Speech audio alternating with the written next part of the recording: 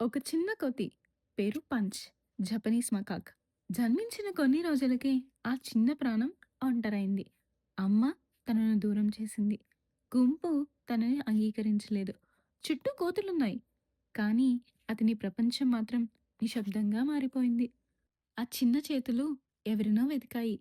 ఆ చిన్న కళ్ళు ఎవరి కోసమో ఎదురుచూశాయి.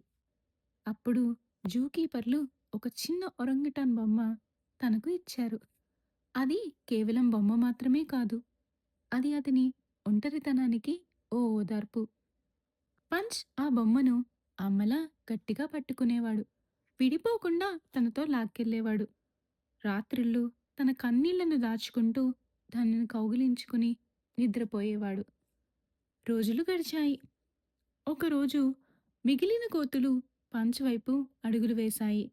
నెమ్మదిగా అతని జుట్టును నిమురుతూ మేమున్నాం అని పలకరించాయి. గ్రూమింగ్ మొదలైంది. ప్రైమేట్స్‌లో గ్రూమింగ్ అంటే కేవలం శుభ్రం చేయడం కాదు. అది ఒక ప్రేమ భాష. నువ్వు మావాడివి అని ఇచ్చే హామీ. అక్కడే పంచ్ ఒంటరితనం కరిగిపోయింది.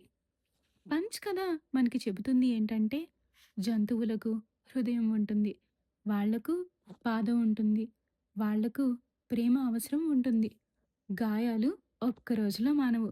కానీ ఒక చిన్న స్పర్శ, ఒక చిన్న సహనం, ఒక చిన్న ప్రేమ జీవితాన్ని మార్చగలవు. ఒంటరితనం ఎంత లోతైనదైనా ప్రేమ దానికంటే లోతైనది. ఇది ఒక రియల్ స్టోరీ. మీకు నచ్చితే please like, share and subscribe. Thank you.